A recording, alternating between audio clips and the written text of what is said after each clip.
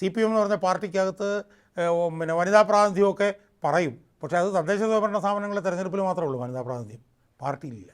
17 പേരുടെ സംസ്ഥാന സെക്രട്ടേറിയറ്റിൽ ഒരു വനിതയുള്ളൂ. രാജീവ് ചന്ദ്രശേഖർക്ക് ഒന്നും ചെയ്യാൻ കഴിയില്ല എന്ന് പറയാനുള്ള കാരണം എന്താ? ഈ മുരളീധര സുരേന്ദ്ര സഖ്യത്തിൻ്റെ സ്വാധീനം ഈ പാർട്ടിയുടെ സംഘടനയിൽ ഈ പറഞ്ഞ പോലെ ലോക്ക് സ്റ്റോക്ക് ആൻഡ് ബാരലാണ് അതിൻ്റെ സ്വാധീനം. ഈ രാജീവ് ചന്ദ്രശേഖർക്കും ഈ പിണറായി വിജയനെതിരെ BJP വളർത്തണമെന്നുണ്ടെങ്കിൽ അയാളുടെ ഈ വികസനത്തിൻ്റെ സാധനം പറഞ്ഞുകൊണ്ടൊന്നും കാര്യമില്ല. പിണറായി വിജയൻ്റെ ജനവിരുദ്ധതയ്ക്കെതിരെ ആയിരക്കണക്കിന് ആളുകളെ സംഘടിപ്പിച്ച് ജനകീയ പോരാട്ടങ്ങൾക്ക് നേതൃത്വം നൽകിയാൽ മാത്രമേ എന്തെങ്കിലും ഗുണമുള്ളൂ. SFIO അന്വേഷണം റദ്ദാക്കണമെന്നുള്ള കേസിൽ ഒരു വിധി വന്നാൽ ഇങ്ങനെ ഇരിക്കുമെന്നറിയാമോ? കാരണം ആ വിധി എന്ന് പറഞ്ഞാൽ SFI അന്വേഷണം റദ്ദാക്കാൻ പറ്റില്ല എന്നുള്ള വിധി മാത്രമേ വരാൻ പറ്റുള്ളൂ. ആ വിധി വന്നാൽ അതിൻ്റെ പ്രത്യാഘാതം എന്താണെന്നറിയോ? പിണറായിൻ്റെ മകൾ അറസ്റ്റിലായി പോകും.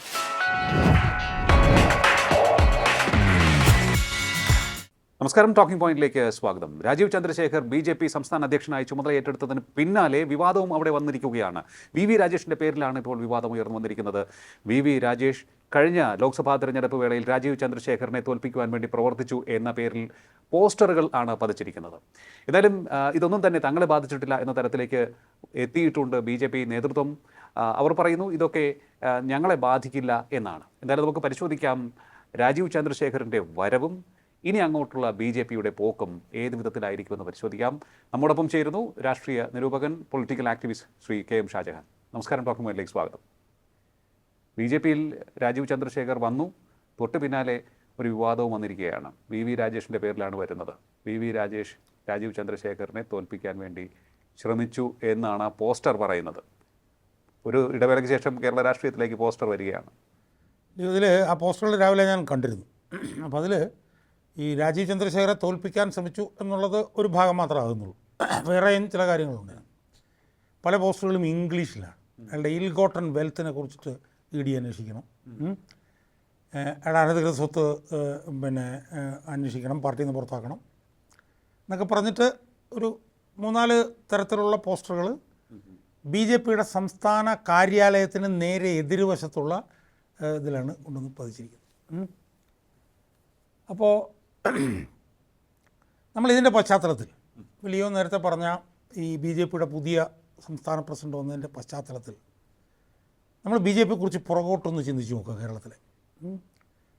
നമ്മൾ കേരളത്തിലെ BJPയെക്കുറിച്ച് പുറകോട്ടൊന്ന് ചിന്തിച്ച് നോക്കിയാൽ എത്ര പ്രസിഡന്റുമാരെക്കുറിച്ച് നമുക്ക് ഓർക്കാൻ പറ്റും? ഞാൻ ഇന്നലെ ചുമ്മാ വേറൊരു വീഡിയോ ചെയ്തപ്പോൾ ഞാനിങ്ങനെ ആലോചിക്കാറ്. ഒരു CKP Padmanabhan, PK Krishnadas, Kummanam Rajasekharan, PS Sreedharan Pillai, V Muraleedharan, K Surendran, ഇത്രയും പേരാണ് എൻ്റെ മനസ്സിൽ വരുന്നത്. ഇനിയും വേറെ ഇഷ്ടംപോലെ പേരുണ്ട്. അതെ, അതിപ്പം രാജീവ് ചന്ദ്രശേഖറിൽ വന്ന് നിൽക്കുകയാണ്. ഇനി BJPയുടെ നിയമസഭാ പ്രാതിനിധ്യം സംബന്ധിച്ച് നമ്മൾ നോക്കിക്കഴിഞ്ഞാൽ ആകെപ്പാടെ ഇതുവരെ നിയമത്തൊരിടത്ത് ഒ രാജഗോപാൽ ജയിച്ചു. ആ നിയമം പിന്നീട് തോറ്റു. ഇത്തവണ സുരേഷ് ഗോപി തൃശ്ശൂരിൽ നിന്ന് ജയിച്ചിരിക്കുന്നു. ഇതാണ് അവരുടെ കഴിഞ്ഞ ഒരു 1.5 പതിറ്റാണ്ട് കാലത്തെ 1.5 പതിറ്റാണ്ട് കാലം എന്ന് പറഞ്ഞു കഴിഞ്ഞാൽ ഏതാണ്ട് BJP അധികാരത്തിൽ വന്നപ്പോൾ മുതലെന്നൊക്കെ വേണം നമുക്ക് പറയാം. അടുത്ത് നോക്കിയാൽ അതാണ് നമുക്ക് കാണാൻ കഴിയും. പക്ഷേ BJPയുടെ സംഘടനാപരമായിട്ട് നമ്മൾ BJP നോക്കിക്കഴിഞ്ഞാൽ വിഭാഗീയതയുടെ അങ്ങേ അറ്റം മുകൾ മുതൽ താഴെ വരെ ഇത്രയും ഈ പറഞ്ഞ പോലെ തടയാനാവാത്ത വിഭാഗീയതയുള്ള വേറൊരു പാർട്ടി കോൺഗ്രസ് പോലും ഇങ്ങനെ ഉണ്ടാവുമെന്ന് തോന്നുന്നില്ല. അതിൻ്റെ പ്രാധാന്യം എന്താണെന്ന് ചോദിച്ചാൽ, ഇപ്പോൾ കോൺഗ്രസ് എന്ന് പറഞ്ഞ ഒരു ആൾക്കൂട്ടമാണ്, കുത്തഴിഞ്ഞ ഒരാൾക്കൂട്ടമാണ് കോൺഗ്രസ്. പക്ഷേ BJP അങ്ങനല്ല. RSS എന്ന് പറയുന്ന ഏറ്റവും അച്ചടക്കത്തിൽ പ്രവർത്തിക്കുന്ന, അല്ലേ, അച്ചടക്കത്തിൻ്റെ ഒരു സിനോണിമസ് വിത്ത് അച്ചടക്കം ആണ് RSSനെ കുറിച്ച് നമ്മൾ കേട്ടത്. ആ അച്ചടക്കമുള്ള RSS നിയന്ത്രിക്കുന്ന ഒരു പാർട്ടിയാണ് BJP എന്നാണല്ലോ. അപ്പോൾ നരേന്ദ്രമോദി തന്നെ RSSൻ്റെ പ്രവർത്തകൻ എന്ന് പറഞ്ഞാണ് അഭിമാനിക്കുന്നത്. എന്താണ് ആ ഭാഗവതം എന്നൊക്കെ പറഞ്ഞു കഴിഞ്ഞാൽ ഏതാണ്ട് ഒരു ദൈവതുല്യനായിട്ടാണ് കാണുന്നത്. ഇന്ത്യയിൽ തന്നെ ഏറ്റവും ശക്തമായിട്ടുള്ള RSS ഉള്ള ശാഖകളുള്ള, ഏറ്റവും കൂടുതൽ RSS ശാഖകളുള്ള സംസ്ഥാനം കേരള. പലർക്കും അറിയില്ല അത്. അങ്ങനത്തെ ഒരു അച്ചടക്കത്തിൻ്റെ ഒരു ആൾരൂപമായൊരു പാർട്ടിയാണ് BJP. പക്ഷേ ആ BJPയിൽ നമ്മളൊന്ന് നോക്കുകയും ഇത്രയും വിഭാഗീയതയിൽ മുങ്ങിത്താണ ഒരു പാർട്ടി BJP പോലെ വേറൊന്നും കണ്ടിട്ടില്ല. എന്തായിരിക്കും ഒരു കാരണം? അല്ല, ഞാൻ പറഞ്ഞു വരുന്നത് BJP 2 പ്രാവശ്യമായിട്ട് അധികാരത്തിൽ, ഇപ്പോൾ 3-ാം പ്രാവശ്യമായിട്ട് അധികാരത്തിൽ വന്നിരിക്കുന്നു.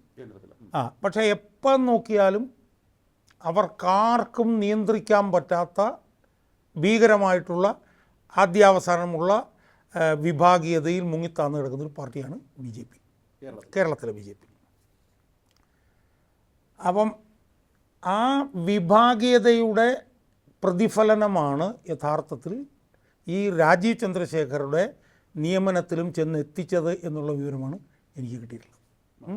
അതായത് ഇപ്പോൾ നിലവിലുള്ള, അതായത് ഏറെ നാളായി സംസ്ഥാനത്ത് നേതൃത്വത്തിലിരിക്കുന്നവർ തമ്മിൽ അഭിപ്രായ വ്യത്യാസമുള്ളത് കൊണ്ട് മറ്റൊരാൾ വരട്ടെ, ഒരു പുതിയ മുഖം കൊടുക്കുക എന്നാണ് പുറമേ പറയുന്നത്.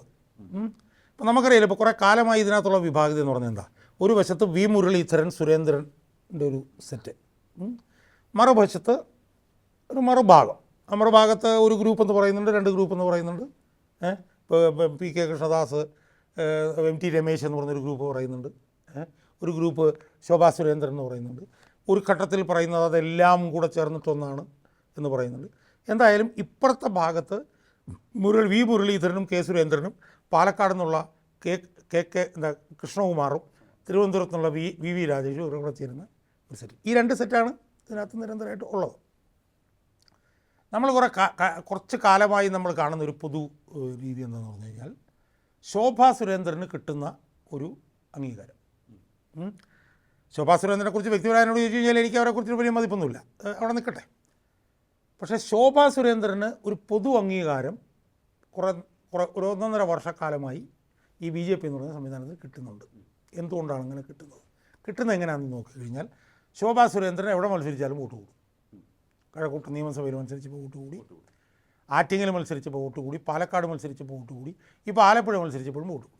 അതിനൊക്കെ പല പല കാരണങ്ങളൊക്കെ ഉണ്ട്. ഇപ്പോൾ ഞാൻ പറഞ്ഞിപ്പം ആറ്റിങ്ങൽ വോട്ട് കൂടാൻ കാരണം യഥാർത്ഥത്തിൽ അവരാണെന്നുള്ളതിനേക്കാൾ ശബരിമലയാണെന്ന് ഞാൻ പറയും.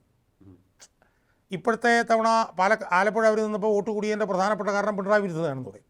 എന്നിരുന്നാൽ പോലും, ഇംഗ്ലീഷിൽ പറഞ്ഞാൽ notwithstanding all that, ഇവരെവിടെ നിന്നാലും വോട്ട് കൂട്ടും. ഒരു ക്രൗഡ് പുള്ളർ അല്ലേ എന്നുള്ള എല്ലായിടത്തും അവർ വോട്ട് കൂട്ടുന്നുണ്ടല്ലോ. ഫയർ ബ്രാൻഡ് നേതാവാണ്. അപ്പോൾ ഒന്ന് വോട്ട് കൂടും. 2, പിണറായി സർക്കാരിനെതിരെ വിട്ടുവീഴ്ചയില്ലാത്തൊരു നിലപാടെടുക്കുന്നു എന്നൊരു ബോധ്യം. മനസ്സിലായോ? ഇതിൻ്റെ അടിസ്ഥാനത്തിൽ അവർക്കൊരു വലിയ പിന്തുണ BJPയിലും അതിൻ്റെ റാങ്ക് ആൻഡ് ഫയലിലും ഒക്കെ ഉണ്ടെന്നുള്ളതാണ് പൊതുവിലുള്ള ധാരണ. മറുഭാഗത്ത് ഈ സുരേന്ദ്ര മുരളീധര സഖ്യത്തിൻ്റെ പ്രത്യേകത എന്ന് പറഞ്ഞാൽ എന്താണ്? CPM-ആയിട്ടൊരു ഒത്തുകളി. ഇതാണ് അവരെക്കുറിച്ചുള്ളൊരു ധാരണ. ഇപ്പോൾ തന്നെ അങ്ങനെ ഒരു ആരോപണമുണ്ട്. പക്ഷേ അതൊക്കെ 100% അല്ലേന്ന്, 100%. ഇപ്പോൾ എന്താ കൊടകര കുഴൽപ്പണം വന്ന് കണ്ടില്ലേ? അത് പിന്നെ തെരഞ്ഞെടുപ്പിന് വേണ്ടിയിട്ടല്ല കൊണ്ടുവന്നത്, അത് സ്വത്ത് മേടിക്കാനാണ് കൊണ്ടുവന്നതെന്ന് പറഞ്ഞാണ് ഇപ്പോൾ കുഴൽപ്പണം. കൊടകര കുഴൽപ്പണ കേസ് വന്നിട്ട് കൊല്ലം 3ആയി. CPM മിണ്ടിയിട്ടില്ല. പിന്നെ സുരേന്ദ്രനെ ഒരു വിധത്തിലും ശല്യം ചെയ്തിട്ടില്ല. അപ്പം ഇതിനകത്ത് നിൽക്കുന്ന ഒരു സെറ്റുകാർ സർക്കാരിന് അനുകൂലമായിട്ടുള്ള നിലപാടെടുത്തിട്ട് അവരുമായിട്ട് അഡ്ജസ്റ്റ് ചെയ്ത് നേട്ടം ഉണ്ടാക്കാൻ ശ്രമിക്കുമ്പോൾ, ഈ ശോഭാ സുരേന്ദ്രൻ്റെ നേതൃത്വത്തിലുള്ള സെറ്റ് വിട്ടുവീഴ്ചയില്ലാത്ത പോരാട്ടത്തിന് വേണ്ടി നിൽക്കും. ഇതാണല്ലോ ഒരു രീതി. അപ്പോൾ ഇപ്പോഴത്തെ ഒരു പിന്നെ പൊതു ഈ കാഴ്ചപ്പാടെന്ന് പറഞ്ഞാൽ, ലിയോ പറഞ്ഞതുപോലെ ഇവർ 2 പേരും പ്രശ്നക്കാരായതുകൊണ്ട് അതല്ലാത്ത പുതിയൊരാൾ എന്നുള്ളൊരു ധാരണ പരത്താൻ ശ്രമിക്കുന്നുണ്ട്. പക്ഷേ ഉള്ളിലെന്താണ് സംഭവിച്ചതെന്ന് ചോദിച്ചു കഴിഞ്ഞാൽ, ഈ സുരേന്ദ്ര മുരളീധര സഖ്യത്തിൻ്റെ അപ്രമാദിത്വമാണ് ഇതിലൂടെ തെളിഞ്ഞിരിക്കുന്നതെന്നാണ് എനിക്ക് കിട്ടുന്ന വിവരം. ഉദാഹരണത്തിന് BJPയുടെ കേന്ദ്ര നേതൃത്വത്തിൽ പോലും ശോഭാ സുരേന്ദ്രനാക്കണമെന്നുള്ളൊരു നിലയിലായിരുന്നു അവരുടെ ഒരു ധാരണ. 2-3 കാരണങ്ങളുണ്ട്. ഒന്ന്, നമ്മൾ പറഞ്ഞ പോലെ അവർ വോട്ട് കൂട്ടുന്നു. 2, അവരൊരു പിന്നെ പിണറായി വിരുദ്ധ നിലപാടെടുക്കുന്നു. അതിലൊക്കെ ഉപരി അവരൊരു വനിതയാണ്. മനസ്സിലായോ? അത് വളരെ നിർണായകമാണ്. നമ്മൾ നേരത്തെ പറഞ്ഞിട്ടുണ്ട്, കേരളത്തിൽ 1000 പുരുഷന്മാർക്ക് 1048 വനിതകൾ. CPM എന്ന് പറഞ്ഞ പാർട്ടിക്കകത്ത് പിന്നെ വനിതാ പ്രാതിനിധ്യമൊക്കെ പറയും. പക്ഷേ അത് തദ്ദേശ സ്വയംഭരണ സ്ഥാപനങ്ങളിലെ തെരഞ്ഞെടുപ്പിൽ മാത്രമേ ഉള്ളൂ വനിതാ പ്രാതിനിധ്യം, പാർട്ടിയിലില്ല. 17 പേരുടെ സംസ്ഥാന സെക്രട്ടേറിയറ്റിൽ ഒരു വനിതയേ ഉള്ളൂ. ഒരു ജില്ലാ സെക്രട്ടറി ഒരു വനിതയില്ല. 100 കണക്കിന് ഏരിയ സെക്രട്ടറിമാരുള്ളതിൽ 2 വനിതകളുള്ളൂ. മനസ്സിലായില്ലേ? പിന്നെ ജില്ലാ സെക്രട്ടറി സംസ്ഥാന സെക്രട്ടറി ഒന്നും വനിതയില്ല, നമുക്കറിയില്ല. വനിതാ ശാക്തീകരണം പറയും കൂടെ അവരെ ചവിട്ടി പുറത്താക്കുന്ന പണിയാണ് CPM-ൻ്റെ പണി. പക്ഷേ ആ സ്ഥാനത്ത് BJP-യുടെ സംസ്ഥാന പ്രസിഡൻ്റായിട്ടൊരു വനിത വന്നിരുന്നുവെങ്കിൽ വലിയ ഹെഡ് സ്റ്റാർട്ട് അവർക്ക് കിട്ടുമായിരുന്നു. സ്ത്രീകളുടെ ഇടയിലും അവർക്ക് വലിയ പിന്തുണ കിട്ടാമായിരുന്നു. പക്ഷേ അവരധികാരത്തിൽ സംസ്ഥാന പ്രസിഡൻ്റായി വന്നാൽ ഈ മുരളീധര സുരേന്ദ്ര സഖ്യം ഉണ്ടല്ലോ, അതങ്ങ് അങ്ങ് വിൽറ്റ് ചെയ്ത് പോകും. പക്ഷെ ആ സഖ്യത്തിനെ നമുക്കൊരു കാരണവശാലും ചെറുതാക്കി കാണാൻ പറ്റില്ല. കാരണം BJP-യിലെ ഏറ്റവും പ്രധാനപ്പെട്ട ഒരു അധികാര കേന്ദ്രത്തിൻ്റെ പേരാണ് BL സന്തോഷ്. അയാൾ BJP-യുടെ RSS-ൽ നിന്ന് വന്ന സംഘടനാ ചുമതലയുള്ള ദേശീയ സെക്രട്ടറി. അയാൾക്ക് ഒരുപാട് ആരോപണങ്ങളുണ്ട്, അഴിമതി ആരോപണം, ഒരുപാട് ആരോപണം. അതൊക്കെ ഉയർന്നു നിൽക്കുന്ന സമയത്താണ് കർണാടകത്തിൽ തിരഞ്ഞെടുപ്പ് വന്നത്. കർണാടകത്തിൽ തിരഞ്ഞെടുപ്പ് വന്നപ്പോഴത്തേക്കും അയാളും യെദ്യൂരപ്പയും തമ്മിലായിരുന്നു അവിടെ തർക്കം. അയാൾ മുഖ്യമന്ത്രിയാകാൻ വേണ്ടി സ്ഥാനാർത്ഥികളിൽ നല്ല ശതമാനം പേരും BL സന്തോഷിൻ്റെ ആയിരുന്നു. കാരണം BL സന്തോഷിന് ഈ മോഡിയുടെയും അമിത്ഷായുടെയും മേൽ വലിയ വമ്പൻ സ്വാധീനമാണ്. അങ്ങനെ അയാൾ പകുതി കൂടുതൽ സ്ഥാനാർത്ഥികളെ അയാളുടെ അത് കൊണ്ടുവന്നു. എന്തായാലും കർണാടകത്തിൽ തോറ്റ് തുന്നം പാടിയപ്പോൾ ഈ BL സന്തോഷ് ഈ സ്ഥാനത്ത് നിന്ന് മാറുമെന്ന് എല്ലാവരും വിചാരിച്ചു. പക്ഷേ ഒരു രോമം പോലും BL സന്തോഷിനാണെങ്കിൽ. കാരണം അമിത്ഷായൊക്കെ ആയിട്ട് അത്തരത്തിലുള്ള ഒരുപാട് അവിശുദ്ധ ഇടപാടുകളിൽ അയാൾ ഇടപെട്ടിട്ടുണ്ട്. പല സംസ്ഥാന സർക്കാരുകളും താഴെ ഇറക്കുന്നതിൻ്റെ പുറകിലൊക്കെ അയാളൊരു വലിയ ചാണക്യനാണ്. അയാൾ ആരുടെ ഈ മുരളീധര സുരേന്ദ്ര സഖ്യത്തിൻ്റെ ആളാണ് അയാൾ. ഓക്കെ, മനസ്സിലായോ? അയാളെ ഉപയോഗിച്ചുകൊണ്ടാണ് ഈ ശോഭാ സുരേന്ദ്രനെ ആക്കാനുള്ള നീക്കം ഇവർ അട്ടിമറിച്ചത്. മനസ്സിലായോ? ശോഭാ സുരേന്ദ്രൻ വരും എന്നുള്ള നില വന്നപ്പോൾ ഒരു ഘട്ടത്തിൽ അവർ പറഞ്ഞു അങ്ങനെയാണെങ്കിൽ നമുക്ക് സുരേഷ് ഗോപി ആക്കാം. ഇപ്പോൾ ക്രൗഡ് പുള്ളറാണ്, സുരേഷ് ഗോപിയും ക്രൗഡ് പുള്ളർ അയാളെ ആക്കാം. പക്ഷേ അയാളോട് 3 പ്രാവശ്യം ചോദിച്ചപ്പോൾ അയാൾ പറഞ്ഞു അതല്ലെങ്കിൽ പിന്നെ അങ്ങനെ ആണെങ്കിൽ ഒരു കാര്യം ചെയ്യും, RSS-ൻ്റെ ബാലശങ്കർ എന്ന് പറഞ്ഞിട്ട് നേതാവ് അയാളെ ആക്കാമെന്ന് പറഞ്ഞു. അയാൾ സമ്മതിച്ചില്ല. അങ്ങനെ ഞാൻ ഒരു ഘട്ടത്തിൽ മനസ്സിലായെന്ന് പറഞ്ഞാൽ 3ഓ 4ഓ BJP-യുടെ നേതാക്കന്മാർ കോൺഗ്രസ്സിലേക്ക് പോകും എന്നുള്ള ഭീഷണി വരെ അവിടെ മുഴക്കിയെന്നാണ് ഞാൻ മനസ്സിലാക്കുന്നത്. EMT രമേശ്, കൃഷ്ണകുമാർ എന്ന് പറഞ്ഞ ഇവരുടെ നേതാവാണല്ലോ പാലക്കാട്, അയാൾ CPM-ലേക്ക് പോകുന്നുള്ള ഭീഷണി ഉണ്ടായിരുന്നു. ഇതിനകത്തൊരു പ്രധാനപ്പെട്ട പ്രശ്നം അറിയുമല്ലോ, ഇവരിപ്പോൾ ഒരു സംഘടന ഒരു പുനഃസംഘടന നടത്തിയായിരുന്നു കുറച്ച് മാസങ്ങൾക്ക് മുമ്പ്. ഈ ജില്ല എന്നുള്ളത് മാറ്റിയിട്ട് 30 മണ്ഡലം പ്രസിഡന്റുമാരുണ്ട്. ഈ 30 മണ്ഡലം പ്രസിഡന്റുമാരിൽ ബഹുഭൂരിപക്ഷവും ഈ മുരളീധര സുരേന്ദ്ര സഖ്യത്തിൻ്റെതാണ്. അപ്പോൾ ശോഭാ സുരേന്ദ്രൻ വന്നാൽ ഇത് മുഴുവൻ പോകും. അപ്പോൾ ശോഭാ സുരേന്ദ്രൻ വന്നു കഴിഞ്ഞാൽ ഇവരുടെ കംപ്ലീറ്റ് കൺട്രോൾ പോകുന്നുള്ളത് കൊണ്ട് ഇവരുടെ അവസാന കളി കളിച്ചിട്ടാണ് ഇവർ ശോഭാ സുരേന്ദ്രനെ വെട്ടി രാജീവ് ചന്ദ്രശേഖരെ. പക്ഷേ കഴിഞ്ഞ കുറച്ച് നാളുകളായിട്ട് ഈ കെ സുരേന്ദ്രൻ തന്നെ ശോഭാ സുരേന്ദ്രനെ പുകഴ്ത്തുന്നുണ്ട്. എല്ലാവരും രണ്ടുപേരും തമ്മിലുള്ള അഭിപ്രായ വ്യത്യാസങ്ങളൊന്നും തന്നെ പരസ്യമായി പുറത്തു വന്നിരുന്നില്ല. എല്ലാവരും ഐക്യത്തിലാണെന്നുള്ളൊരു പുറമേ അത് തന്നെയാണ്. പക്ഷേ ഉള്ളിൻ്റെ ഉള്ളിൽ 1 ഇഞ്ച് പോലും ഇവർ വിട്ടുകൊടുക്കില്ല. ഒരു ഇഞ്ച് പോലും വിട്ടുകൊടുക്കില്ല. കാരണം വെച്ചാൽ അവരുടെ ഒരു ക്യാരക്ടർ അതാണ്. അവരൊരു ഈ പറഞ്ഞ പോലെ ഒരു ഭയങ്കര ഒരു റൂത്ത്ലെസ് ക്യാരക്ടറാണ് അവർ. ഒരൊന്നിലും ഒരു വിട്ടുവീഴ്ചയ്ക്ക് നിൽക്കില്ല. മനസ്സിലായി? അപ്പോൾ ഈ അങ്ങ് പറയുന്നതനുസരിച്ചാണെങ്കിൽ കെ സുരേന്ദ്രനും വി മുരളീധരനും ചേർന്നുള്ള ആ സഖ്യം രാജീവ് ചന്ദ്രശേഖരനെ കൊണ്ടുവരുന്നു, പാർട്ടിയെ അവരുടെ കൈപ്പിടിയിൽ തന്നെ നിർത്തിയിരിക്കുന്നു. ഇതാണോ പറഞ്ഞു വരുന്നത്? ഇല്ല, ലിയോ, ഇതിനകത്തുള്ള പ്രശ്നം എന്താണെന്നറിയോ ലിയോ? അതായത് ഇത് വളരെ യുക്തിഭദ്രമായിട്ടുള്ള ഒരു വാദഗതിയാണ്. എന്താണെന്ന് ചോദിച്ചു കഴിഞ്ഞാൽ, നമ്മൾ എത്രയോ ഘട്ടത്തിൽ ഈ മുരളീധര സഖ്യം തെറിച്ചു പോകുമെന്ന് നമ്മൾ വിചാരിച്ചു. മുരളീധരൻ പ്രസിഡന്റ് സ്ഥാനത്ത് നിന്ന് പോകുമെന്ന് ഇന്നും നാളെ എന്ന് പറഞ്ഞിരിക്കുന്നുണ്ട്. നാളത്രേ അയാൾക്കെതിരെ എന്തുമാത്രം ആരോപണങ്ങൾ വന്നു. ഇപ്പോൾ തന്നെ ഈ വോട്ട് 15% 19% കൂടി അയാളുടെ ഗുണം കൊണ്ടല്ല എന്നുള്ളത് ആർക്കാണ് അറിയാൻ പാടുള്ളത്. അയാൾ എത്രയോ കേസുകളിൽ അയാൾ പ്രതിയായിരുന്നു, അഴിമതി കേസുകളിൽ. അയാൾ പ്രസിഡൻ്റ് ആയതിനു ശേഷം BJP എന്ത് സമരമാണ് കേരളത്തിൽ നടത്തിയിട്ടുള്ളത്. നമ്മളെപ്പോഴും കോൺഗ്രസിനെ കേന്ദ്രീകരിച്ച് കോൺഗ്രസിൻ്റെ ഇനഫിഷ്യൻസിയെ കുറിച്ചിട്ടാണ് പറയുന്നത്. പക്ഷേ BJP ഒരു 10,000 ജനത്തിനെ സംഘടിപ്പിച്ചുകൊണ്ട് എന്തെങ്കിലും ഒരു സമരം ഈ പിണറായി സർക്കാരിൻ്റെ കഴിഞ്ഞ 4 വർഷത്തിനിടെ നടത്തിയിട്ടുണ്ടോ? ശബരിമല ഇഷ്യൂ നടന്നപ്പോഴത്തേക്ക് ശബരിമല ഇഷ്യൂ എന്ന് പറയുന്നത് ആ ഇഷ്യൂവിൻ്റെ ഒരു വൈകാരികത കൊണ്ടുണ്ടായ ഒരു സംഭവം. അത് 2019-ലായിരുന്നു. നമ്മൾ നിൽക്കുന്നത് 2025-ലാണ്. 2019-നും 2025-നും ഇടയിൽ ഈ സുരേന്ദ്രൻ്റെ നേതൃത്വത്തിൽ ഇവിടെ ഒരു പുല്ലും നടന്നിട്ടില്ല, ഒരു ചുക്കും നടന്നിട്ടില്ല. അപ്പോഴൊക്കെ നമ്മളെന്താ വിചാരിച്ചത്? അയാൾ മാറും. അയാൾ അനങ്ങിയില്ല. മനസ്സിലായി. എല്ലാവരും കൂടെ അയാൾക്ക് ഇരുന്നിട്ട് അനങ്ങിയില്ല. അതിൻ്റെ കാരണം BL സന്തോഷ്. ഇപ്പോൾ രാജീവ് ചന്ദ്രശേഖർ വന്നിരിക്കുന്നു. രാജീവ് ചന്ദ്രശേഖർക്ക് ഒന്നും ചെയ്യാൻ കഴിയില്ല എന്ന് പറയാനുള്ള കാരണം എന്താ?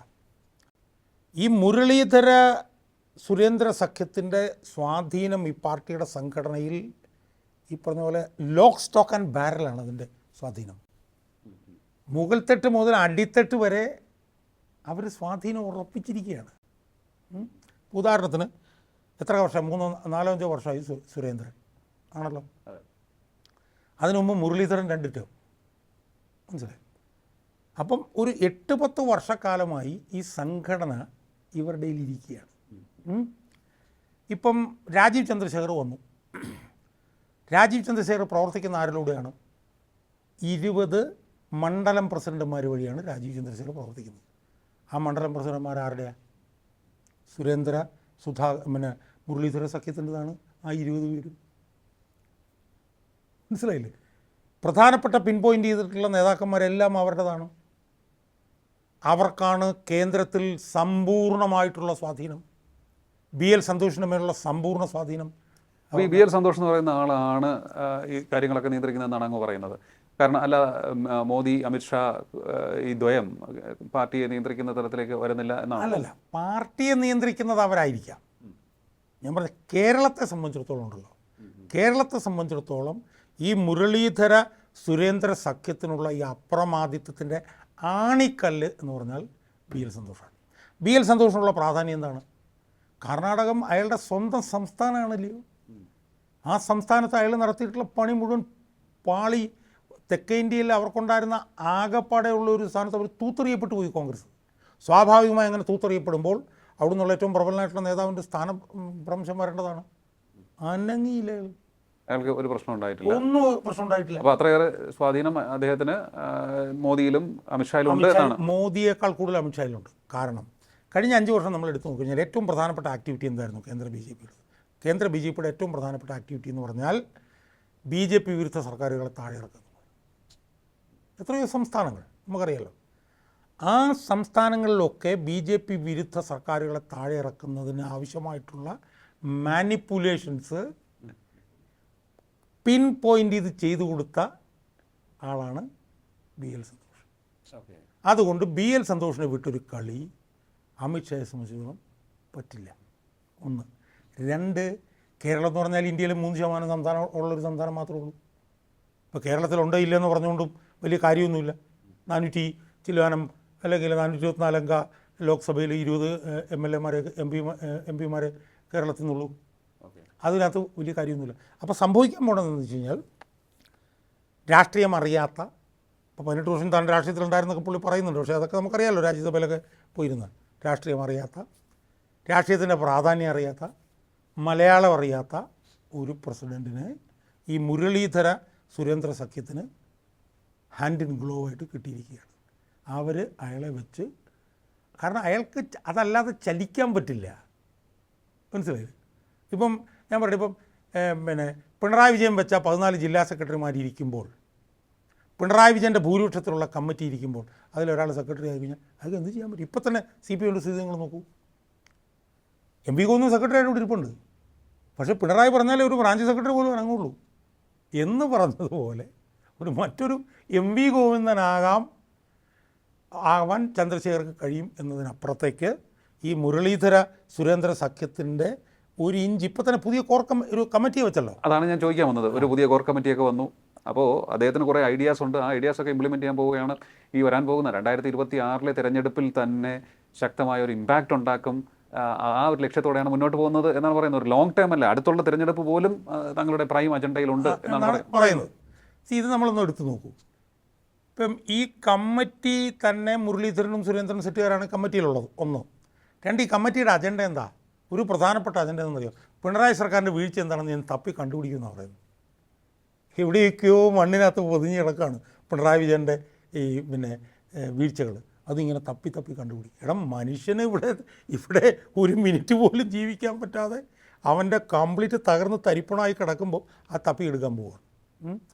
ഈ പറയുന്ന മിഷനും കാര്യങ്ങളും എല്ലാം അയാൾ നടപ്പിലാക്കുന്നത് ആര് വഴിയാണ്? അവർ മുഴുവൻ മറ്റവരുടെ നിയന്ത്രണത്തിലാണ്. പാർട്ടിയുടെ അടിത്തട്ട് മുതൽ മുകൾത്തട്ട് വരെ ഉള്ള തന്ത്രപ്രധാനമായിട്ടുള്ള സാധനങ്ങൾ മുഴുവൻ അവർ കൈയടക്കി കഴിഞ്ഞിരിക്കുകയാണ്. അവിടെ ഒരാൾ വന്നിട്ട് എന്തെങ്കിലും ചെയ്യണം, മയക്കും മിഷനുണ്ട് വിഷനുണ്ടെന്നൊക്കെ പറഞ്ഞാൽ പറയാമെന്നുള്ളതല്ലാതെ ഫലത്തിൽ അയാളിപ്പോൾ വന്നിട്ട് പറയുന്നത് എന്താ ലിയോ? അയാൾ പറയുന്നത് രാഷ്ട്രീയമല്ല, വികസനം വേണം, എല്ലാ വികസനം എല്ലാം വീട്ടിലെത്തിക്കണം എന്നാണ് പറയുന്നത്. യഥാർത്ഥത്തിൽ BJP എന്ന് പറഞ്ഞ പാർട്ടിക്ക് ജനങ്ങളുടെ പിന്തുണ കിട്ടണമായിരുന്നെങ്കിൽ അവരെന്ത് ചെയ്യണമായിരുന്നു? അവർ പിണറായി വിജയൻ്റെ ജനവിരുദ്ധതയ്ക്കെതിരെ ജനങ്ങളെ അണിനിരത്തി പണിയെടുക്കണമായിരുന്നു, സമരം ചെയ്യണമായിരുന്നു. ഈ രാജീവ് ചന്ദ്രശേഖർക്കും ഈ പിണറായി വിജയനെതിരെ BJPയെ വളർത്തണമെന്നുണ്ടെങ്കിൽ അയാളുടെ ഈ വികസനത്തിൻ്റെ സാധനം പറഞ്ഞുകൊണ്ടൊന്നും കാര്യമില്ല. പിണറായി വിജയൻ്റെ ജനവിരുദ്ധതയ്ക്കെതിരെ ആയിരക്കണക്കിന് ആളുകളെ സംഘടിപ്പിച്ച് ജനകീയ പോരാട്ടങ്ങൾക്ക് നേതൃത്വം നൽകിയാൽ മാത്രമേ എന്തെങ്കിലും ഗുണമുള്ളൂ. ഞാൻ ചോദിക്കട്ടെ, ഇപ്പം BJPക്ക് അതില്ലാഞ്ഞിട്ടാണോ? ഞാൻ BJPയോട് പ്രത്യയശാസ്ത്രപരമായിട്ട് അതിനപ്പുറത്തുള്ള അവിടെ നിൽക്കട്ടെ. പക്ഷേ അവർക്ക് സ്ട്രെങ്ത് ഉണ്ട്, പക്ഷേ അത് കാട്ടുന്നില്ല. ഇന്ത്യയിലെ ഏറ്റവും കൂടുതൽ RSS ശാഖകളുള്ള സംസ്ഥാനങ്ങളിൽ ഒന്നായിട്ടുള്ള കേരളത്തിൽ ജനങ്ങളെ ഇറക്കി 10 സമരം ചെയ്യാൻ എന്താണ് അവർക്ക് തടസ്സം? അത് ചെയ്യാത്ത എന്തുകൊണ്ടാണ്? ഈ ഗവൺമെൻറ്റുമായിട്ട് ഇതിലാണ്, ഹാൻഡ് ഇൻ ഗ്ലോവിലാണ്. ഈ ഗവൺമെൻറ്റുമായിട്ട് ഇതിലാണ്. കഴിഞ്ഞ സാറ് ചോദിച്ച പോലെ 10 വർഷമായിട്ട് പിണറായി വിജയൻ BJP വിരുദ്ധ പ്രസ്താവനകൾ ഇറക്കിയിട്ടില്ല. ഞാൻ പറഞ്ഞു വരുന്നത് ഏറ്റവും അവസാനത്തെ കാര്യം തന്നെ നോക്കൂ. ഡൽഹി ഹൈക്കോടതിയിൽ ഒരു കേസ് കിടപ്പുണ്ട്. ആ കേസ് എന്താണ്? SFI അന്വേഷണം റദ്ദാക്കണം എന്നും പറഞ്ഞ് പിണറായി വിജയൻ്റെ മകൾ ആദ്യം കുറേക്കുള്ള കേസുകൾ കൊടുത്തു. ഈ അന്വേഷണം റദ്ദാക്കണം കേരള ഹൈക്കോടതി കൊടുത്തു. കേരള ഹൈക്കോടതി തള്ളി. കർണാടക ഹൈക്കോടതി കൊടുത്തു. പിണറായി നമ്മൾ കർണാടക ഹൈക്കോടതി തള്ളി. അവസാനം CMRLനെ കൊണ്ട് SFI അന്വേഷണം റദ്ദാക്കിക്കണമെന്ന് പറഞ്ഞ് ഡൽഹി ഹൈക്കോടതിയിൽ കേസ് കൊടുത്തു. ആ കേസിൽ SFIയും പിന്നെ ഇൻകം ടാക്സൊക്കെ വന്നിട്ട് ഇതിനകത്ത് ഒരുപാട് തെളിവുണ്ട്, പിണറായി വിജയൻ്റെ മകൾക്ക് ഉൾപ്പെടെ ഇൻവോൾവ്മെൻ്റ് ഉണ്ടെന്ന് പറഞ്ഞ് വാദിച്ചു. ആ കേസിൻ്റെ വാദം ഡിസംബർ 23 പൂർത്തിയായി. ലിയോ, കേരള ഹൈക്കോടതിയിലല്ല, ഡൽഹി ഹൈക്കോടതിയിൽ ഈ കേസിൻ്റെ വാദം ഈ ഡിസംബർ 23 പൂർത്തിയാക്കി. ജഡ്ജ്മെൻറ്റ് റിസർവ് ചെയ്ത് വെച്ചിട്ട് മാസം 3 ലിയോ. ആരും അറിയുന്നില്ല. ഇപ്പോൾ കേരളത്തിലാണെങ്കിൽ കേരളത്തിൽ പിണറായി വിജയനെ പേടിച്ചിട്ടാണെന്ന് പറയാം. കാരണം കേരളത്തിൽ മാസപ്പടിയുടെ ഒരു കേസ് കിടപ്പുണ്ട് ഹൈക്കോടതിയിൽ, 8 മാസമായിട്ട് ജഡ്ജ്മെൻ്റ് ഇല്ല. 7/8/2024 മാസപ്പടി കേസിൻ്റെ വാദം തീർന്നതാണ്. 7/8 കഴിഞ്ഞിട്ട് ഇപ്പം മാസം 8 കഴിഞ്ഞു. അപ്പോൾ ഈ ഒത്തുകളിയുടെ ഭാഗം ചിലരെയൊക്കെ രക്ഷിച്ചെടുക്കണം. ഞാൻ പറഞ്ഞു വരുന്നത് ഡൽഹി ഹൈക്കോടതിയിൽ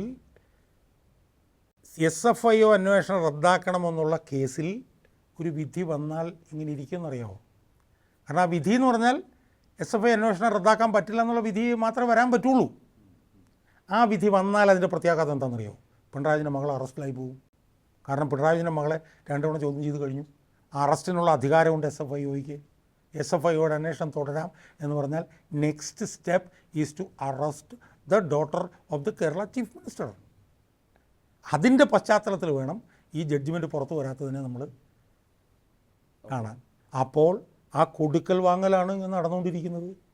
ഈ കൊടുക്കൽ വാങ്ങലിൽ ഉള്ള ഒരു പ്രശ്നം എന്താണെന്ന് ചോദിച്ചാൽ, കൊടുക്കൽ വാങ്ങൽ നടത്തുന്ന സംസ്ഥാന നേതൃത്വവും കൊടുക്കൽ വാങ്ങൽ നടത്തുന്നതിനെതിരെ അതിശക്തമായ പ്രതിഷേധമുള്ള അണികളും, ഇങ്ങനെ CPMനകത്തുള്ള ഒരു പോളറൈസേഷൻ പോലെ വലിയൊരു പോളറൈസേഷൻ BJPക്കകത്ത് നടക്കുകയാണ്.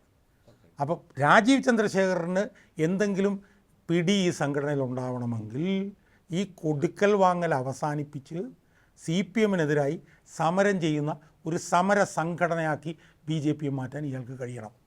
പക്ഷേ അത് കഴിയില്ല. കാരണം കൊടുക്കൽ വാങ്ങൽ നടത്തുന്ന ഈ മുരളീധര സുരേന്ദ്ര സഖ്യത്തിൻ്റെ ഒരു പിണിയാളായി മാത്രമേ രാജീവ് ചന്ദ്രശേഖർ എന്ന് പറഞ്ഞ അരാഷ്ട്രീയവാദിയായിട്ടുള്ള മലയാളം അറിയാൻ പാടില്ലാത്ത കുത്തക മുതലാളിക്ക് ചെയ്യാൻ പറ്റൂ. അതുകൊണ്ട് BJP താഴോട്ട് വളരുകയല്ലാതെ ഒരു ഇഞ്ച് പോലും മുകളിലോട്ട് വളരില്ല എന്നുള്ള കാര്യത്തിൽ ഒരു തർക്കം എന്നെ സംശയിക്കില്ല. ഈ കൊടുക്കൽ വാങ്ങലുകൾ നടക്കുന്നത് BJPയുടെ കേന്ദ്ര നേതൃത്വത്തിൻ്റെ അറിവോടെ ആയിരിക്കുമോ? 100%. എന്തായിരിക്കും അതിലൂടെ അവർക്കുണ്ടാകുന്ന നേട്ടം? അവരെന്താ നമ്മൾ കഴിഞ്ഞ പ്രാവശ്യമൊക്കെ ചർച്ച ചെയ്തിട്ടുണ്ട്. അവരുടെ ഒരു പൊട്ടത്തരമുണ്ട്. അവരുടെ ഒരു, ഞാൻ പറഞ്ഞു വെച്ചാൽ, ഈ ബുദ്ധി കൂടുതലാണെന്ന് വിചാരിക്കുന്നവരും പലരും പൊട്ടത്തരം കാണിക്കും. അവരെന്താ ഇവിടെ വിചാരിക്കുന്നത് പിണറായി വിജയനെ ഒരു തവണയും കൂടെ അധികാരത്തിൽ കയറ്റിയാൽ കോൺഗ്രസ് തീരും, കോൺഗ്രസ് മുക്ത ഭാരതം എന്നാണല്ലോ പറയുന്നത്. കോൺഗ്രസ് തീരുമ്പോൾ BJP വളരും. ഇതാണ് ഇവരുടെ തിയറി. ഒരു പ്രാവശ്യം കൂടെ ഭരണത്തിലേക്ക് വരുമ്പോൾ ഈ ഇടതുപക്ഷത്തെ ജനം പാടെ വെറുക്കും. അങ്ങനെ അവർക്ക് വലിയ തിരിച്ചടി ഉണ്ടാകും വരാൻ പോകുന്നത്. ആ തിരിച്ചടി ഉണ്ടാകുമ്പോൾ ആ തിരിച്ചടിയിൽ അപ്പോൾ എത്ര തിരിച്ചടി ഉണ്ടായാലും CPM-ൻ്റെ വോട്ട് മുഴുവൻ CPM-ൻ്റെ പോക്കറ്റിൽ കിടക്കും, കോൺഗ്രസ്സുകാർ നശിച്ചു പോവും, BJP വളരും എന്നുള്ള മൂഢസ്വർഗത്തിൽ കിടക്കുന്ന കേന്ദ്ര നേതൃത്വം. 2024 പോലും വോട്ട് കുറഞ്ഞ മുഴുവൻ CPM-ൻ്റെ വോട്ടാണ്. അത് കണ്ടിട്ടില്ല അവർ. കേരളത്തിൽ ഞാൻ ലിയോട് ഉറപ്പിച്ച് പറയാം, കേരളത്തിൽ BJPക്ക് വളരണം എന്നുണ്ടെങ്കിൽ ആ വളർച്ചയുടെ അടിത്തറ ഹിന്ദു വോട്ടായിരിക്കണം ലിയോ. അല്ലാതെ മുസ്ലിങ്ങളുടെ വോട്ടും ക്രിസ്ത്യാനികളുടെ വോട്ടും കൊണ്ടൊന്നും BJP കേരളത്തിൽ വളരാൻ പോകുന്നില്ല. വളരുമോ? വളരില്ല. അത് വളരണമെങ്കിൽ ഹിന്ദു വോട്ട് കിട്ടണം. ഹിന്ദു വോട്ട് കൊണ്ട് ആരുടെ കയ്യിലായിരിക്കുന്നത്? CPM-ൻ്റെ കയ്യിലാണ് ഇരിക്കുന്നത്. അപ്പോൾ കേരളത്തിൽ BJPക്ക് വളരണമെന്നുണ്ടെങ്കിൽ CPM-ൻ്റെ ഇരിക്കുന്ന ഹിന്ദു വോട്ട് കൊണ്ട് മാത്രമേ BJPക്ക് വളരാൻ പറ്റുള്ളൂ.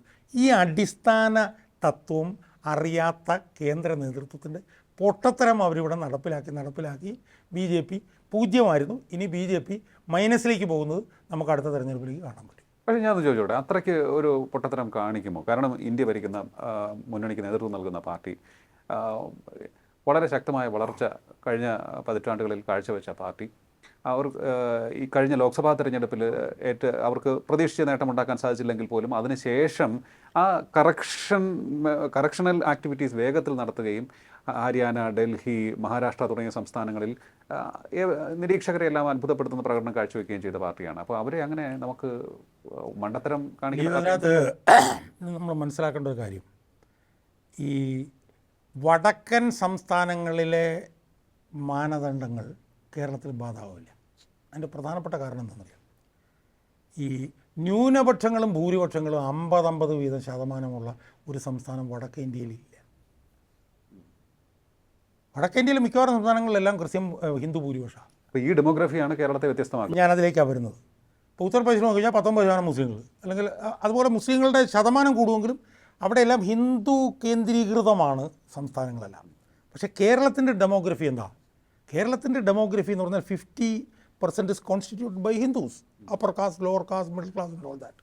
50%-നകത്ത് 29% മുസ്ലിങ്ങളും 15% ക്രിസ്ത്യാനി. ഇതാണ് ഇവിടുത്തെ ഡെമോഗ്രഫി. ഈ ഡെമോഗ്രഫിയുടെ അടിസ്ഥാനത്തിലാണ് ഇവിടെ രാഷ്ട്രീയ പാർട്ടികൾ നിൽക്കുന്നത്. കോൺഗ്രസ് എന്ന് പറഞ്ഞ പാർട്ടി പ്രത്യയശാസ്ത്രത്തിൻ്റെ അടിസ്ഥാനത്തിൽ കെട്ടിപ്പടുത്ത പാർട്ടിയല്ല. ഇവിടെ മുസ്ലിങ്ങളും ക്രിസ്ത്യാനികളും ഉള്ളിടത്തോളം കാലം കോൺഗ്രസിനെ ഇവിടെ ഇല്ലായ്മ ചെയ്യാൻ പറ്റില്ല. സിമ്പിൾ ആയിട്ടുള്ളൊരു ഒരു ലോജിക്കാണത്, മനസ്സിലായോ? അപ്പോൾ അവരിവിടെ ഉണ്ടാവും. അതുകൊണ്ട് തന്നെ കേരളത്തെ സംബന്ധിച്ചിടത്തോളം കോൺഗ്രസ് മുക്ത കേരളം എന്നുള്ളത് അസംഭാവ്യമാണ്. It will never happen in Kerala. അപ്പോൾ നേട്ടം ഉണ്ടാക്കണമെങ്കിൽ നേരത്തെ അങ്ങ് പറഞ്ഞ പോലെ CPM-നെ തന്നെ തോൽപ്പിക്കുക പറ്റുള്ളൂ. കാരണം കോൺഗ്രസ് മുക്ത ഭാരതം ഉണ്ടാകണമെങ്കിൽ എന്ത് സംഭവിക്കണമെന്നറിയോ? മുസ്ലിങ്ങളും ക്രിസ്ത്യാനികളും വ്യാപകമായി BJPക്ക് വോട്ട് ചെയ്യണം. It can never happen in Kerala. It will never happen, മനസ്സിലായോ? അപ്പോൾ സ്വാഭാവികമായും BJP കേരളത്തിൽ വളരണമെങ്കിൽ ഹിന്ദു വോട്ട് കിട്ടണം. ഹിന്ദു വോട്ട് മുഴുവൻ CPM-ൻ്റെ പോക്കറ്റിലാണ്. ഓക്കെ, അങ്ങനെയുള്ള ഒരു വിഭാഗത്തെ, അതായത് ക്രിസ്ത്യൻ വോട്ടുകൾ ഇപ്പോൾ കുറച്ച് BJP-യിലേക്ക് വന്നു തുടങ്ങി. ഇനിയിപ്പോൾ ഈ ഡെവലപ്മെൻറ്റ് രാഷ്ട്രീയം മുന്നിൽ വെച്ച് രാജീവ് ചന്ദ്രശേഖറിനെ മുന്നണി പോരാളിയാക്കി മറ്റ് ന്യൂനപക്ഷങ്ങളുടെ വോട്ട് കൂടി തങ്ങളിലേക്ക് ആകർഷിക്കുക എന്നുള്ളൊരു തന്ത്രം കൂടി ആയിക്കൂടെ? അല്ല ലിയോ, അത് നടക്കില്ല കേരളത്തിൽ. കാരണം ഇപ്പോൾ കേരളത്തിലെ ന്യൂനപക്ഷങ്ങൾ, പ്രത്യേകിച്ച് കേരളത്തിലെ മുസ്ലിം ന്യൂനപക്ഷം, ആ മുസ്ലിം ന്യൂനപക്ഷത്തെ സംബന്ധിച്ചിടത്തോളം കേന്ദ്രത്തിലെ BJP-യുടെ തുടർ ഭരണം അവരെ സംബന്ധിച്ചിടത്തോളം വലിയ പ്രശ്നമാണ്. കാരണം BJP എത്ര വികസനത്തിൻ്റെ ചിത്രം പറഞ്ഞു കഴിഞ്ഞാലും BJP-യുടെ ഉള്ളിൽ ഉള്ളത് ഹിന്ദുത്വമാണ്, മനസ്സിലായി? BJP-യെ നിയന്ത്രിക്കുന്ന RSS-ഉം സംഘപരിവാറുമാണ്. അതുകൊണ്ട് അവരുടെ അടിസ്ഥാന പ്രത്യയശാസ്ത്രം അവർ പുറമേക്ക് എത്ര വികസനം പറഞ്ഞു, പുറമേക്ക് അവർ വികസനം പറയുന്നത് തന്നെ അവരുടെ ഹിന്ദുത്വം കൊണ്ടുവരാനുള്ള ഒരു പഞ്ചാരയുടെ ലേപനം മാത്രമാണ്. അത് മുകളിൽ കിടക്കുന്ന സാധനമാണ്. ആ ലേപനമാണ് വികസനം എന്ന് പറഞ്ഞാൽ പഞ്ചാരയുടെ ലേപനം. അതിൻ്റെ അടിയിൽ കൊടിയ വർഗീയ വിഷം കിടപ്പുണ്ട്. അത് നടപ്പിലാക്കലാണ് അവരുടെ ലക്ഷ്യം, മനസ്സിലായി? അപ്പോൾ അതുകൊണ്ട് തന്നെ കേന്ദ്രത്തിലെ BJP-യുടെ തുടർ ഭരണം കൊണ്ട് ഒരു കാരണവശാലും മുസ്ലിങ്ങളുടെ വോട്ട് ഒരു ചെറിയ ശതമാനം എവിടെ എവിടെയും കിട്ടും എന്നുള്ളതല്ലാതെ ഞാൻ ബ്ലോക്കായിട്ട് അവർക്ക് കിട്ടില്ല. ക്രിസ്ത്യാനികളുടെ ഇടയിൽ പോലും അവർക്ക് BJP-ആയിട്ട് കുറച്ച് അഫിനിറ്റി ഉണ്ടെങ്കിൽ പോലും അവർക്ക് താല്പര്യം ക്രിസ്ത്യൻ ഭൂരിപക്ഷമുള്ള ഒരു UDF ഭരണമാണ് അവരുടെ താല്പര്യം. കാരണം എന്താ? UDF അധികാരത്തിൽ വന്നു കഴിഞ്ഞാൽ അവർക്ക് പൂർണ്ണമായിട്ടുള്ള അധികാരമാണ്. UDF ഇതിനു മുമ്പ് അധികാരത്തിൽ വന്നപ്പോഴല്ലാതായിരുന്നു. അതുകൊണ്ട് അവർ നോക്കുമ്പോൾ BJP-ക്ക് ഇവിടെ സാധ്യത ഉണ്ടാവാൻ സാധ്യതയില്ല ഒരു നിയമസഭാ തെരഞ്ഞെടുപ്പ്. അതേസമയം UDF ജയിക്കാൻ സാധ്യതയുണ്ട്. UDF ജയിച്ചു കഴിഞ്ഞാൽ അവർക്ക് ഒരു ഓവറോൾ കൺട്രോൾ കിട്ടും, അവരുടെ പാർട്ടി ഉണ്ടാവും. മുസ്ലിങ്ങളെ സംബന്ധിച്ചിടത്തോളം മുസ്ലിം ലീഗും അതിൻ്റെ പാർട്ടിയും അതിൻ്റെ MLA-മാരും എല്ലാം ഉണ്ടാവും. അപ്പോൾ സ്വാഭാവികമായും ഇവിടെ അധികാരത്തിൽ വരാൻ സാധ്യതയില്ലാത്തൊരു BJPക്ക് എന്തിന് ഞങ്ങൾ വോട്ട് കൂട്ടണം? ഞങ്ങൾ വോട്ട് കൂട്ടി കഴിഞ്ഞാൽ ഞങ്ങൾക്ക് അധികാരം MLA-മാരും മന്ത്രിമാരും എല്ലാം ഉണ്ടാവും, ബിഷപ്പുമാർക്ക് ഭരിക്കാൻ പറ്റും. ശരിയോ തെറ്റെന്നുള്ളവിടെ നിൽക്കട്ടെ, മനസ്സിലായി? അപ്പോൾ അതുകൊണ്ട് തന്നെ കേരളത്തിൽ BJPക്ക് ആധിപത്യം, BJP പ്രതിപക്ഷം എന്നുള്ള നിലയിലുള്ള സാധ്യത പോലും ഉണ്ടാവില്ല. ഉണ്ടാവണമെന്നുണ്ടെങ്കിൽ ഇനി തിയറിറ്റിക്കലായിട്ട് ഉണ്ടാകുകയാണെങ്കിൽ പോലും അത് CPM-ൽ നിന്നുള്ള വലിയ വോട്ടിൻ്റെ ഷിഫ്റ്റ് കൊണ്ട് മാത്രമേ അതുണ്ടാകാൻ പറ്റൂ. അപ്പോൾ അതാണ് ഇവരുടെ സാധ്യത കേരളത്തിൽ കുറവാണെന്ന് പറയാനുള്ള കാരണം. അപ്പോൾ അതാണ് ഇവിടെ പറഞ്ഞു വരുന്നത്. അതായത് BJPക്ക് കേരളത്തിൽ അധികാരം പിടിക്കണമെന്നുണ്ടെങ്കിൽ, വളരെ ശക്തമായ വളർച്ച നേടണമെന്നുണ്ടെങ്കിൽ UDF ക്യാമ്പിലെ വോട്ടല്ല അവർ ആകർഷിച്ചെടുക്കേണ്ടത്. നേരെ മറിച്ച് CPM-നെ നേരിട്ട് ഫൈറ്റ് ചെയ്ത് തോൽപ്പിക്കുകയാണ് വേണ്ടത്. അതിനുള്ള തന്ത്രങ്ങളാണ് അവർ മെനഞ്ഞെടുക്കേണ്ടത്. ആ രീതിയിൽ മുന്നോട്ട് പോകാൻ സാധിക്കുകയാണെങ്കിൽ മാത്രമേ കേരളത്തിൽ BJPക്ക് നേട്ടമുണ്ടാക്കാൻ സാധിക്കുകയുള്ളൂ. ഒപ്പം തന്നെ ഇപ്പോൾ രാജീവ് ചന്ദ്രശേഖറിനെ കൊണ്ടുവന്നിരിക്കുന്നത് മുരളീധരൻ, കെ സുരേന്ദ്രൻ പക്ഷത്തിൻ്റെ തന്ത്രത്തിൻ്റെ നീക്കങ്ങളുടെ ഫലമായിട്ടാണ് എന്നും അദ്ദേഹം പറഞ്ഞിരിക്കുകയാണ്. വളരെയധികം നന്ദി ടോക്കിംഗ് പോയിന്റിൽ പങ്കെടുത്തത്. ടോക്കിംഗ് പോയിന്റ് ഈ അധ്യായം കൂടെ പൂർണ്ണമാകുന്നു. ഇനി അടുത്ത ദിവസം കാണാം. നമസ്കാരം.